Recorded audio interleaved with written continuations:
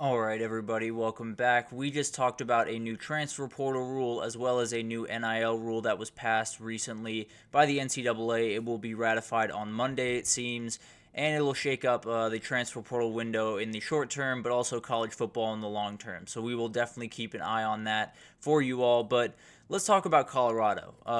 The Buffaloes have been a very, very interesting thing to watch. Since Deion stepped on campus, there was a lot of excitement going into last year. They started with that huge win over TCU, the team that just came off a trip to the national title. You're thinking maybe this is a really special team that can catch lightning in a bottle.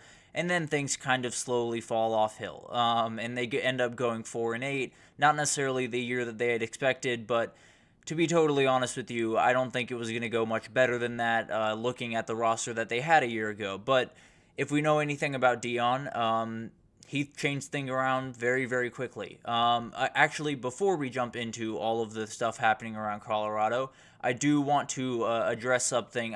Had a segment, I believe yesterday or maybe 2 days ago, talking about Deion and the six teams that he had kind of allowed to be drafted or to draft Deion or excuse me to draft Shadur and Travis Hunter.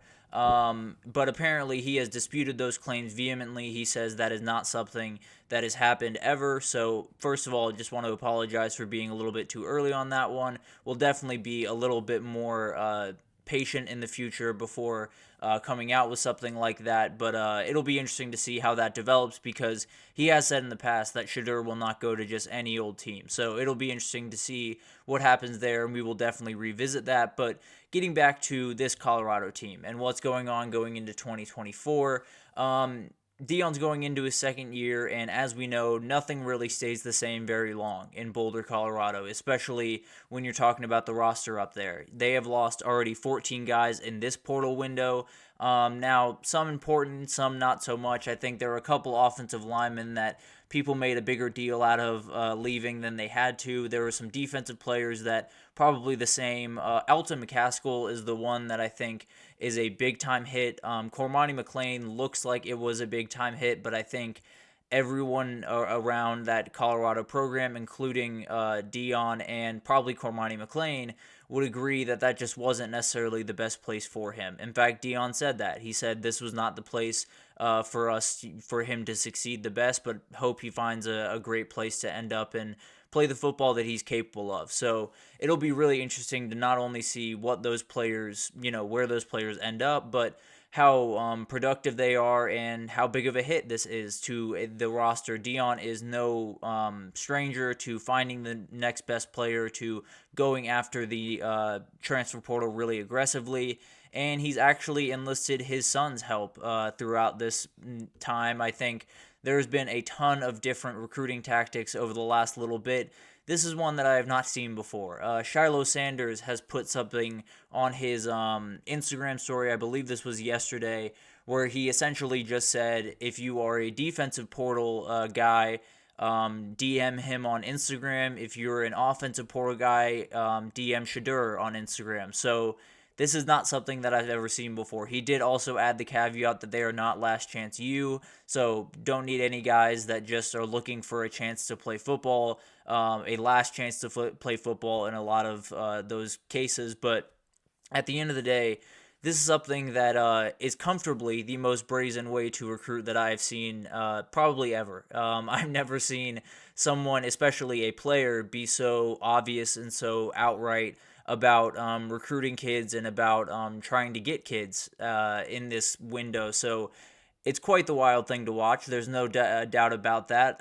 It is a great way for a million DMs to start coming in from random kids who have nothing better to do on a Wednesday afternoon. But at the end of the day, you probably could cycle through those and find a couple of names that are big time players. So definitely a very interesting way to go about things. Definitely something that I have not seen, but at the end of the day, it seems to probably going to work with the way that Colorado has been able to kind of build out the transfer portal in the past. And with those two guys, they're very charismatic, just like their father, so maybe they'll be able to pull it off. But I think when you talk about Colorado, everyone likes to bring up last year and say, well, they fell short of expectations last year. Why should I expect anything more this year? And while I do think there is some merit to that, there is some merit to this idea that, maybe they haven't made that big time jump. They are a considerably better team just from a roster standpoint and from the eye test than they were a year ago. I think when you look up and down this roster, it just looks better. The O-line in particular is much better than it was a year ago. Bringing in guys like Tyler Johnson, Jordan Seaton was a huge recruit that they brought in. Those are guys that are going to be building blocks for this upcoming year. Now, they have to really, what word am I looking for right now? They have to really show up every single Saturday, I guess is the way I'll put it. But there's so many different things that have to fall into place. But when you look at this roster at face value, there's tons of more talent on it than there was a year ago. You add B.J. Green, a great edge rusher from Arizona State. That's a guy that is an actual game changer for you. Not these, guys you can just kind of pick up from different places that just aren't going to find playing time. You now have people that are big time, Pac-12 players that are one of the top 100 players in the country, according to Blake Brockermeyer over at CBS and BJ Green. So they now have the ability to not only, pick up a number of portal commits, but get the guys that are big time players and can really impact that team. Now, the big question of that, and I have this question all the time about Colorado, I go back and forth on it, daily, is I know that Deion is this remarkable motivator. I know that he's someone that really cares about his kids. I know that he's someone that people love to play for. There's no two ways about that. But I also know that rolling kids in and out of a program is not necessarily the best way to set up kind of a cohesive culture or a cohesive identity throughout the program. And that's something that when you look at the very, very successful programs in the country, when you look at Alabama, when you look at Georgia in particular right now, when you look at Texas, what they're starting to form over there in Austin, there is an identity to whatever they do. There is a culture that is through every single player, not just the starting players, not just the stars, not just the guys that you just brought in from the transfer portal that you think are going to start. It's literally everyone from top to bottom.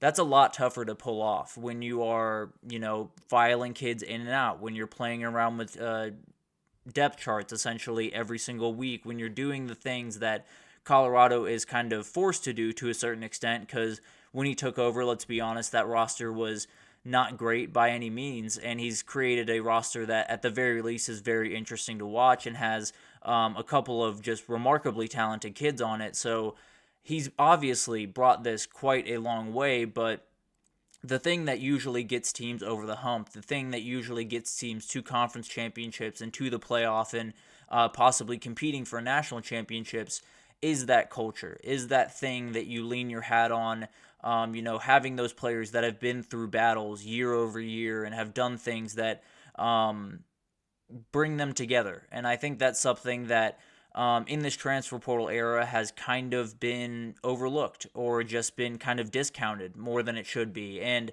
that's not to say that Deion is not fully capable of pulling that off. The next 3 weeks or so are going to be huge for them because right now, to me, they're kind of a wild card team in the Big 12, a team that could pull off some incredible things if they can protect Shedeur Sanders and allow him to be the player that he's capable of being.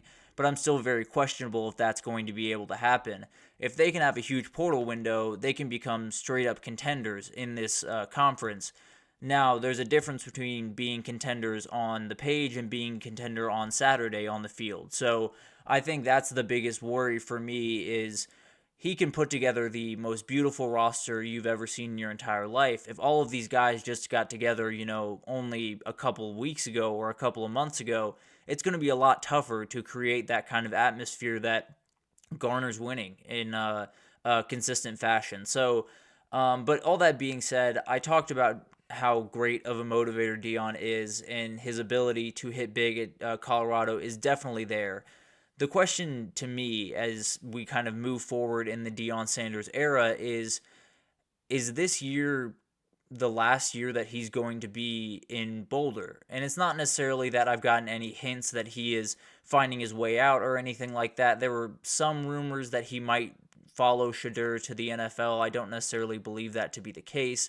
But at the end of the day, I think when you look at Deion as a person and Deion as, a football coach, he's been someone who, a football coach in pretty much any industry in this world, it's always about, climbing the ladder, getting up to that next position, getting up to that next job, that next big job. And Deion's no different, obviously. I don't think Colorado is where he's going to be setting up shop for the next, the next, 30 years. I don't think he'll be there for remotely that long, to be totally honest with you. And my big question, I suppose, is he's been able to pull off this, tightrope act of being someone who was majorly successful at the FCS level, at the HBCU level, and then coming up to Colorado and having kind of a shaky start, but having all this energy around the program, having some really talented guys on the program, having this kind of swagger and this really cool energy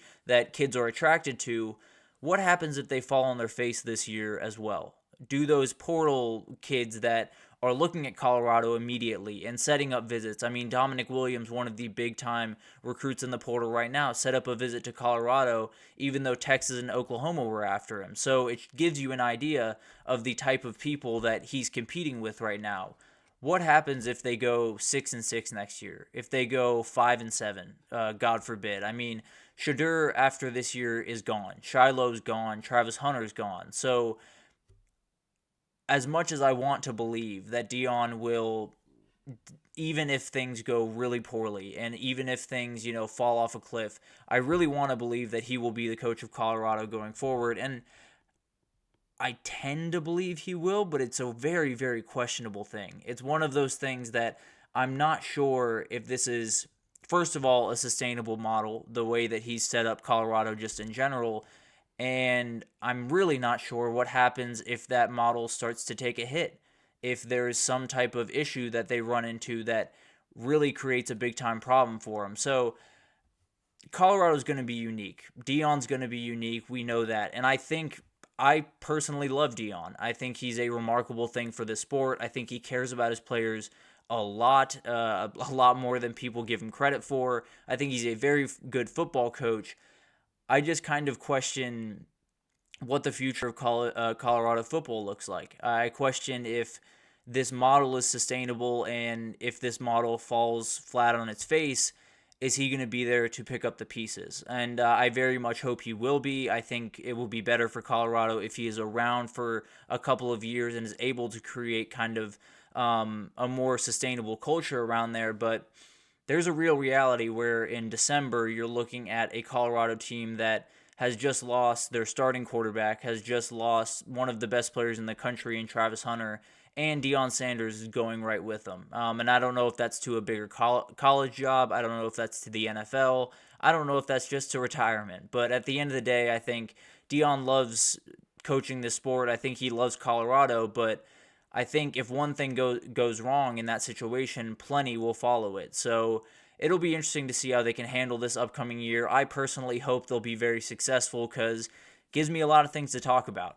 They are a very interesting bunch over there, and I love to watch them not only play football, but every other thing they do is really interesting out there. So I personally hope that they succeed this year, that Deion creates kind of a good culture out there, and when he does move on, it's in a situation where Colorado can, sustain it over the next couple of years when he does move on. But at the end of the day, there is a lot of uncertainty out there, and not that I would be overly worried if I was a Buffs fan, but I definitely keep one eye open, I suppose, the best way to put it. But we're going to take our second break here, and when we come back, we're going to do some spring game previews. We got into a ton last week. There is a little bit more of a manageable load this week, so we will break down all of the stuff happening tomorrow right after this. So stick with us.